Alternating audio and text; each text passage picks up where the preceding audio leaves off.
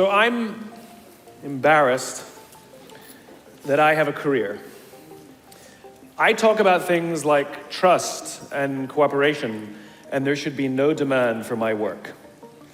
But the fact of the matter is there is demand for my work, which means that there's an opportunity. It means that trust and cooperation are not yet standard in our organizations, and yet they should be, and we know that, which is why we're looking for ways to bring those things to our organizations. So I thought I would do something a little different today. You know, when you're speaking to tens of thousands of people and you have the opportunity to share a message, of course, most rational people would say, let's go with something I've talked about lots of times and I'm really good at, but I'm not normal, so I'm going to do something completely new, and I hope this works out. There are two things that I think that great leaders need to have: empathy and perspective. And I think these things are very often forgotten. Leaders are so often so concerned about their status or their position in an organization, they actually forget their real job. And the real job of a leader is not about being in charge, it's about taking care of those in our charge. And I don't think people realize this, and I don't think people train for this. When we're junior, our only responsibility is to be good at our jobs. That's all we really have to do. And some people actually go get advanced educations so that they can be really good at their jobs, accountants or whatever, right? And you show up and you work hard, and the company will give us tons and tons of training how to do our jobs. They'll show us how to use the software, they'll send us away for a few days to get trained in whatever it is that we're doing for the company. And then they expect us to go be good at our jobs. And that's what we do, we work very hard. And if you're good at your job, they'll promote you. And at some point, you'll get promoted to a position where we're now responsible for the people who do the job we used to do, but nobody shows us how to do that. And that's why we get managers and not leaders. Because the reason our managers are micromanaging us is because they actually do know how to do the job better than us. That's what got them promoted. Really what we have to do is go through a transition. Some people make it quickly, some people make it slowly, and unfortunately some people will never make that transition at all. Which is we have to go through this transition of being responsible for the job and then turning into somebody who's now responsible for the people who are responsible for the job. And as I said before, one of the great things that is lacking in most of our companies is that they are not teaching us how to lead. And leadership is a skill like any other. It is a practicable, learnable skill. And it is something that you work on. It's like a muscle. If you practice it all the days, you will get good at it and you will become a strong leader. If you stop practicing, you will become a weak leader. Like parenting, everyone has the capacity to be a parent. Doesn't mean everybody wants to be a parent, and doesn't mean everybody should be a parent. Leadership is the same. We all have the capacity to be a leader. Doesn't mean everybody should be a leader, and it doesn't mean everybody wants to be a leader. And the reason is because it comes at great personal sacrifice. Remember, you're not in charge, you're responsible for those in your charge. That means things like when everything goes right, you have to give away all the credit. And when everything goes wrong, you have to take all the responsibility. That sucks, right? It's things like staying late to show somebody what to do. It's things like when something does actually break, when something goes wrong, instead of yelling and screaming and taking over, you say, try again. When the overwhelming pressures are not on them, the overwhelming pressures are on us. At the end of the day, great leaders are not responsible for the job. They're responsible for the people who are responsible for the job. They're not even responsible for the results. I love talking to CEOs and say, what's your priority? And they put their hands on their hips all proudly and say, my priority is my customer. I'm like, really? You haven't talked to a customer in 15 years. There's no CEO on the planet responsible for the customer. They're just not. They're responsible for the people who are responsible for the people who are responsible for the customer. I'll tell you a true story. A few months ago, I stayed at the Four Seasons in Las Vegas. It is a wonderful hotel.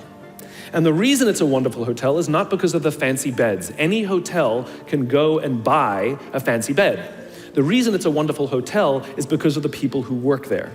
If you walk past somebody at the Four Seasons and they say hello to you, you get the feeling that they actually wanted to say hello to you. It's not that somebody told them that you have to say hello to all the customers, say hello to all the guests, right? You actually feel that they care.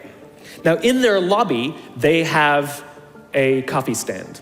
And one afternoon, I went to buy a cup of coffee, and there was a barista by the name of Noah who was serving me. Noah was fantastic. He was friendly and fun, and he was engaging with me, and I had so much fun buying a cup of coffee, I actually think I gave 100% tip, right? He was wonderful. So as is my nature, I asked Noah, do you like your job? And without skipping a beat, Noah says, I love my job. And so I followed up. I said, what is it that the Four Seasons is doing that would make you say to me, I love my job? And without skipping a beat, Noah said, throughout the day, managers will walk past me and ask me how I'm doing, if there's anything that I need to do my job better. He said, not just my manager, any manager. And then he said something magical. He says, I also work at Caesar's Palace. And at Caesar's Palace, the managers are trying to make sure we're doing everything right. They catch us when we do things wrong. He says, when I go to work there, I like to keep my head under the radar and just get through the day so I can get my paycheck. He says, here at the Four Seasons, I feel I can be myself. Same person, entirely a different experience from the customer who will engage with Noah. So we in leadership are always criticizing the people. We're always saying, we got to get the right people on the bus. I've got to fill my team. I got to get the right people. But the reality is, it's not the people. It's the leadership. If we create the right environment, we will get people like Noah at the Four Seasons. If we create the wrong environment, we will get people like Noah at Caesar's Palace. It's not the people. And yet we're so quick to hire and fire. You can't hire and fire your children. If your kids are struggling, we don't say, you got to see at school, you're up for adoption. So why is it that when somebody has performance problems at work, why is it that our instinct is to say, you're out? We do not practice empathy. What does empathy look like? Here's the lack of empathy. This is normal in our business world. You walk into someone's office, someone walks into our office and says, your numbers have been down for the third quarter in a row. You have to pick up your numbers, otherwise I can't guarantee what the future will look like. How inspired do you think that person is to come to work the next day? Here's what empathy looks like. You walk into someone's office, someone walks into your office and says, your numbers are down for the third quarter in a row. Are you okay? I'm worried about you. What's going on? We all have performance issues. Maybe someone's kid is sick. Maybe they're having problems in their marriage. Maybe one of their parents is dying. We don't know what's going on in their lives. And of course, it will affect performance at work. Empathy is being concerned about the human being, not just their output. And we have to practice empathy. And one of the groups that we are pretty bad at practicing empathy with is our young millennials. So let me show you what empathy looks like. Listening to understand, trying to understand someone's point of view and disposition. At 100% of the talks that I give or the meetings that I have, invariably, someone will raise their hand and ask about the millennial problem. Apparently, this young generation is unleadable. Apparently, they have confounded every single company in every single industry. And so now it's at the point where companies have given up and are now just asking millennials, what do you want? And so they say, we want free food and bean bags. And so now every company has free food and bean bags, and guess what? Nothing has changed. So what I thought I would do is show you what empathy looks like. How do we practice empathy with someone we don't understand? How do we practice empathy with an organization or a group that we're struggling with, right? So we have to understand that it breaks down to 4 things. I've broken it down into parenting, technology, impatience, and environment. Let's talk about parenting first. Too many millennials have grown up subject to what has been described as a failed parenting strategy. Too many of them were told as they were growing up that they were special, that they can have whatever they want just because they want it.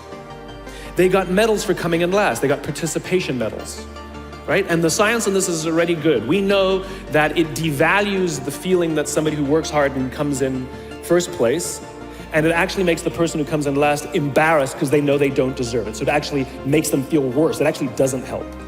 There are a lot of kids who got into honors classes not because they deserved it, but because their parents complained. And they got A's not because they earned them, but because the teachers didn't want to deal with the parents, right? Then those kids graduate and they start a job. And in an instant, they find out that they're not special, that you don't get anything just because you want it. You get nothing for coming in last, and your parents cannot help you get a promotion. And in an instant, their entire self-image is completely shattered. In an instant, the way they view themselves has completely changed, turned on its head. And so what you find is that there's an entire generation growing up with lower self-esteem than previous generations. Remember, they have grown up in an Instagram, Facebook, Snapchat world in which they are very, very good at putting filters on everything. They're very, very good at curating how they want to be seen. And we think they're full of confidence. They seem to have all the answers. They seem to be telling us what to do. At the end of the day, it's just not there. It's just not true. It's just not true. Their confidence is a lot weaker than before. They don't know where they're coming from. They don't know where they're going. They're unsure of themselves, and they lack the courage to ask. We say things like, my door is always open, assuming that they have the courage to walk through the door. Number one. Then we add in technology. There's a chemical in our body called dopamine. Dopamine is responsible for the feelings we get when we find something we're looking for or we accomplish something we set out to accomplish. You know that great feeling you get when you cross something off your to-do list, or when you win the game, when you hit the target, right? Win the client, get the promotion, whatever it is. That elation, find your keys.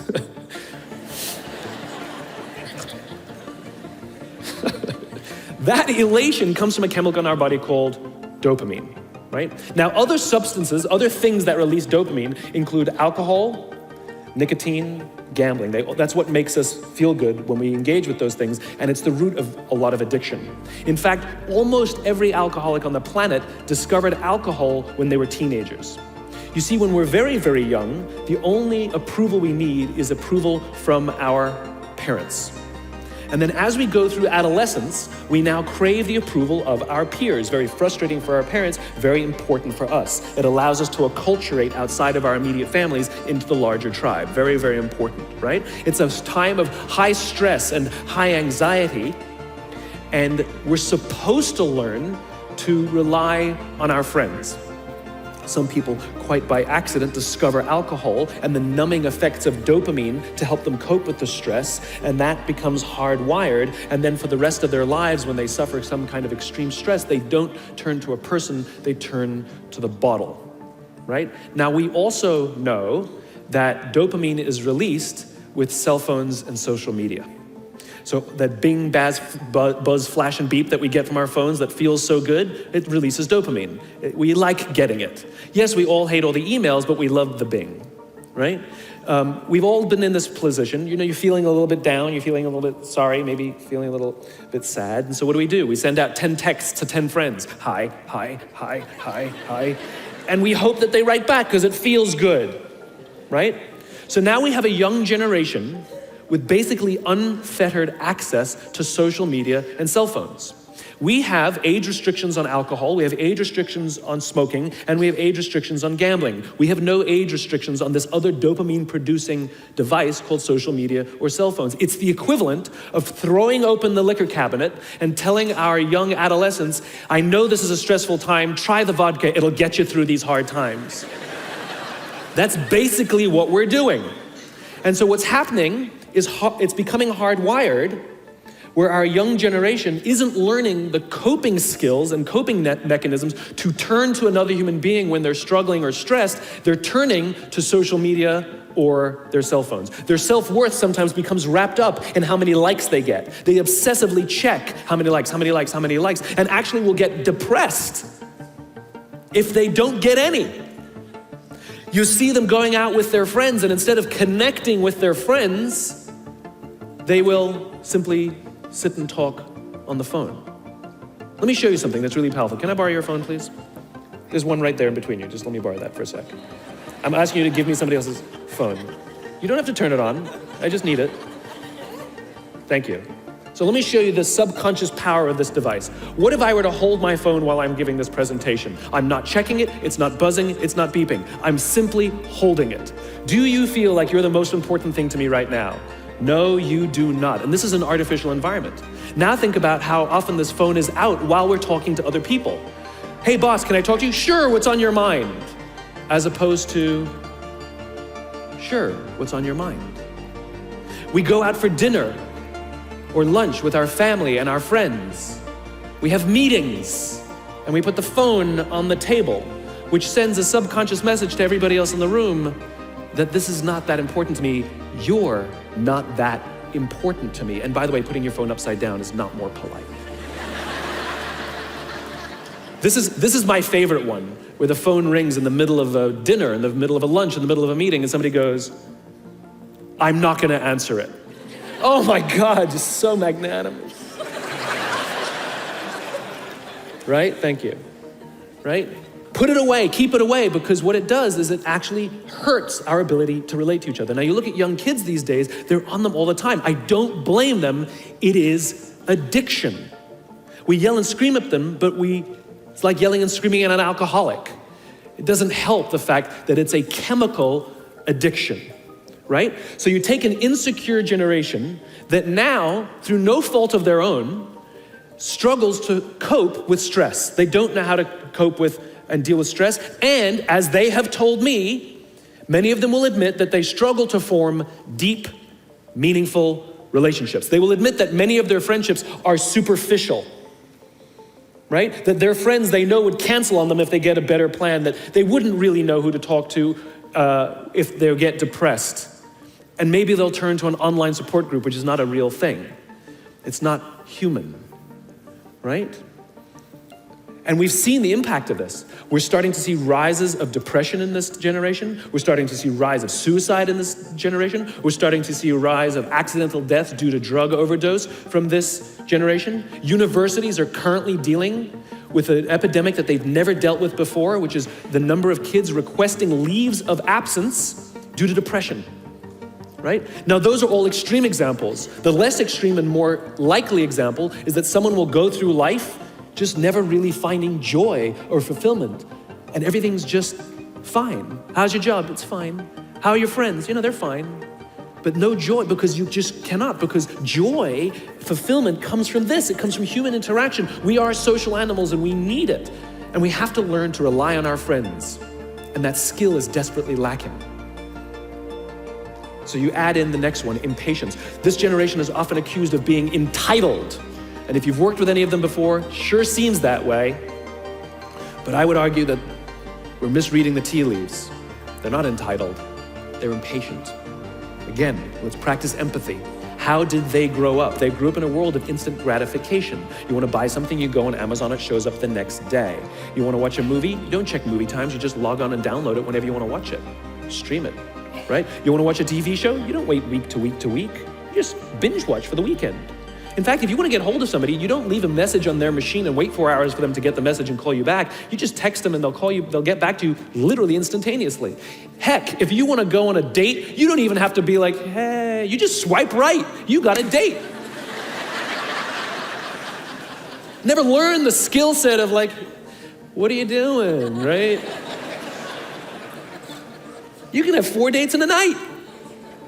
In other words, everything comes instantaneously.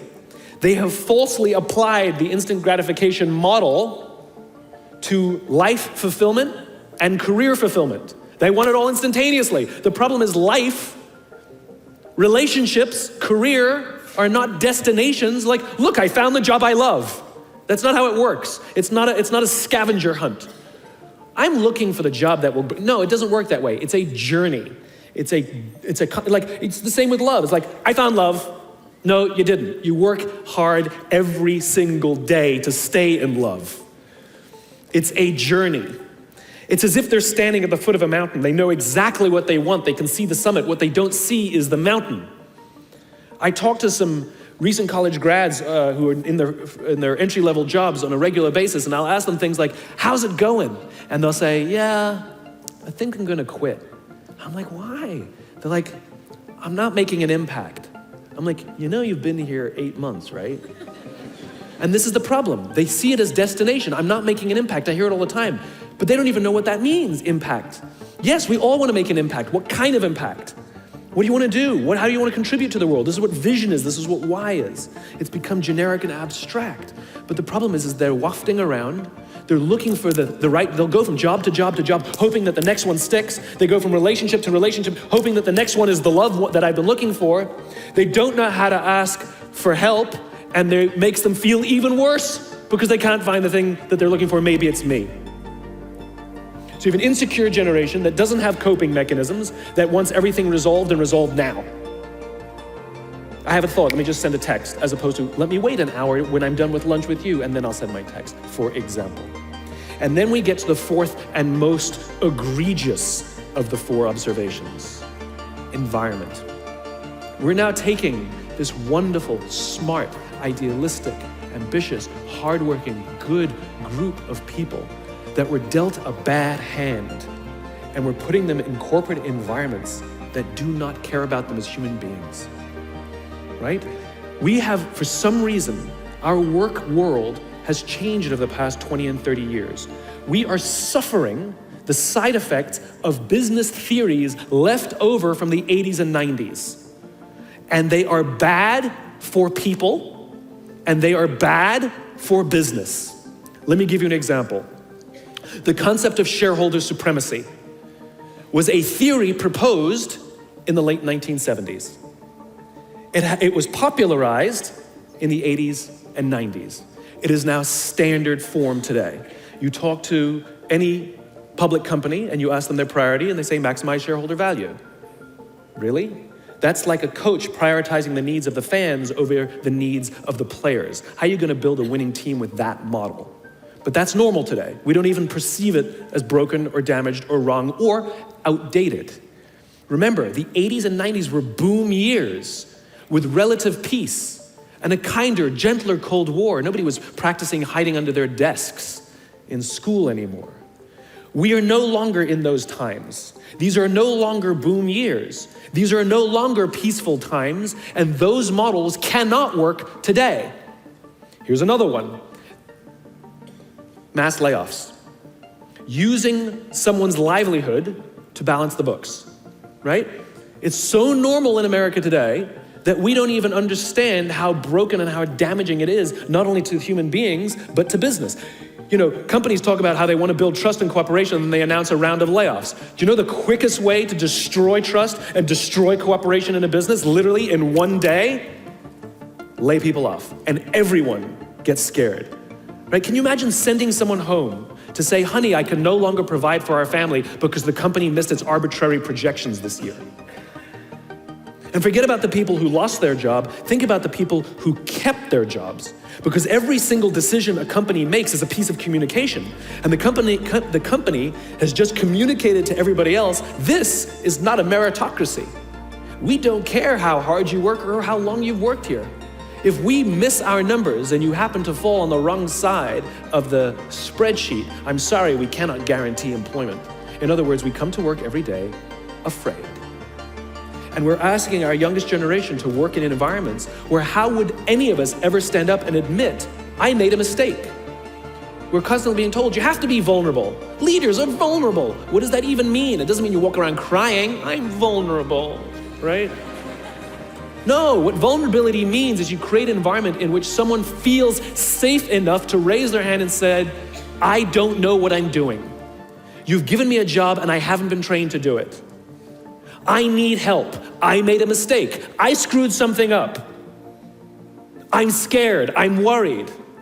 All of these things no one would ever admit inside a company because it puts a target on your head in case there's another round. And so we keep it to ourselves. And how can a company ever do well if nobody's ever willing to admit they made a mistake, that's scared, or they don't know what they're doing?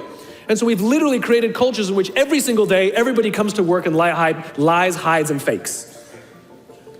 And we're asking our youngest generation to work and succeed and find themselves and build their confidence and overcome their addiction to technology and build strong relationships at work. We're asking them to do this, and these are the environments we've created. We keep saying to them, you're the future leaders. We're the leaders now. We're in control. What are we doing? This is what empathy means.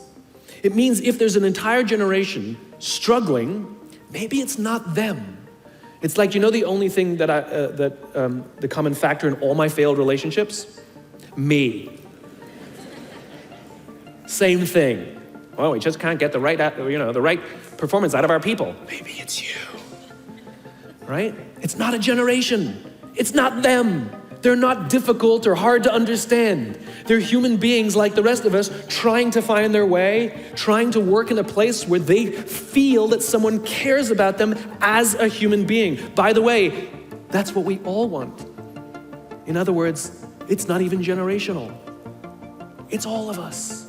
This is the practice of empathy, that if we're struggling to communicate to someone, if we're struggling to help someone be at their natural best, I'm tired of people saying to me, how do I get the best out of my people? Really, that's what you want? They're like a towel, you just wring them. How can I get the most out of them? No, how do I help my people be at their natural best? Right? We're not asking these questions. We are not practicing empathy. We have to start by practicing empathy and relate to what they may be going through, and it will profoundly change the decisions we make. It will profoundly change the way we see the world. Someone's driving to work, you're driving to work, and someone wants to cut into your lane. What do? Do you pull your car up, or do you let them in? Most of us pull our cars up and go like this. You wait your turn. Now let's practice empathy. I don't know, maybe they've been out of work for 6 months. Maybe they had trouble getting the kids out to school this morning and now they're running late for a really important interview and they just have to get to this interview and they're gonna cut into our lane. Or maybe they're just a bastard, I don't know. But that's the point. We don't know. We don't know.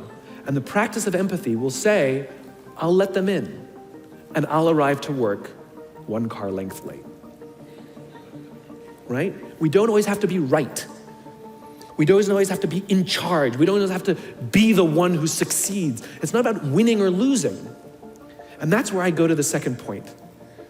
After empathy comes perspective, where it's not about winning or losing.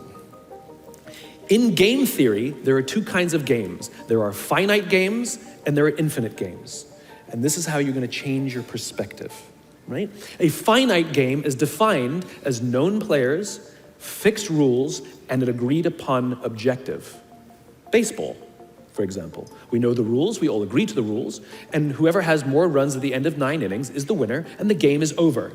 No one ever says, we can just play 2 more innings, I know we can come back. It doesn't work that way. The game is over, right? That's a finite game. Then you have an infinite game. Infinite games are defined as known and unknown players. The rules are changeable, and the objective is to keep the game in play, to perpetuate the game. When you pit a finite player versus a finite player, the system is stable. Baseball is stable, right? When you pit an infinite player versus an infinite player, the system is also stable. Like the Cold War, for example, because there cannot be a winner and a loser. There are no winners and losers in an infinite game, right? It doesn't exist. And because there are no winners or losers, what ends up happening in the infinite contest is players drop out when they run out of the will or the resources to play. But there's no winners or losers. Problems arise when you pit a finite player versus an infinite player, because a finite player is playing to win, and an infinite player is playing to keep the game going. Right? This is what happened to us in Vietnam. We were playing to win, and the Vietnamese were fighting for their lives. We were the ones who got stuck in quagmire. This is the Soviet Union and Afghanistan. They were trying to beat the Mujahideen, and the Mujahideen would fight for as long as is necessary. Quagmire. Now let's look at business. The game of business has pre-existed or has existed long before every single company that exists on this planet today. And it will outlast every single company that exists on this planet today. There's no winning the game of business. And the reason is because we haven't agreed to the rules. I get such a kick out of this. You realize how many companies actually don't know the game they're in, right? Listen to the language that the companies use. We're trying to beat our competition. We're trying to be number 1. Did you know that we were ranked number 1? Look at the listing. Based on what criteria? revenues, profits, market share, square footage, number of employees, based on what time frame? A quarter, a year, 5 years, 10 years, 20 years, 50 years, 100 years? I haven't agreed to those standards. How can you declare yourself the winner? How can you declare yourself number one where no one else in the game has agreed to the rules? It's arbitrary. There is no winning because there's no end. In other words, companies are playing finite games. Listen to their language. They're trying to beat their competition. What does that even mean? It's the leaders in the companies that understand the game that they're in and organize their resources and their decision-making around the infinite contest that outlast and frustrate their competition. All the companies that we refer to as the exceptions, Southwest Airlines, Apple Computers, Harley Davidson, they're the exception. No, they're playing the infinite contest. They frustrate their competition, is what happens. That's what happens, because they're not playing to win. Jim Senegal, the founder of Costco, which is the only real company that gives Walmart a run for its money, he says public companies are looking to succeed for the quarter. He says, we're looking for the next 50 years. You can hear him. He's playing the infinite contest. I spoke at a leadership summit for Microsoft. I also spoke at a leadership summit for Apple. Now, at the Microsoft summit, I would say 70% of the executives, and this was under the Steve Ballmer days, I would say about 70% of the executives spent about 70% of their presentations talking about how to beat Apple. At the Apple Summit, 100% of the executives spent 100% of their presentations talking about how to help teachers teach and how to help students learn. One was obsessed with their competition, the other one was obsessed with where they're going. So at the end of my presentation at Microsoft, they gave me a gift. They gave me the new Zune, which was the competitor to the iPod Touch when it was a thing, right? And I have to tell you, this piece of technology was spectacular. It was beautiful. The user interface was incredible. The design was amazing. It was intuitive. It was one of the most beautiful, elegant pieces of technology I'd ever seen, right? Now, it didn't work with iTunes, which is an entirely different problem. I couldn't use it. But that's something else. I'm sitting in the back of a taxi with a senior Apple executive, sort of employee number 12 kind of guy, and I decide to stir the pot.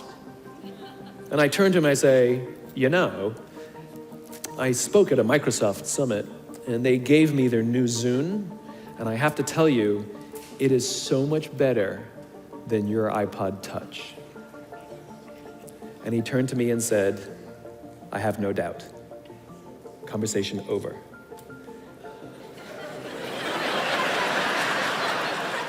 Because the infinite player isn't playing to be number one every day with every product.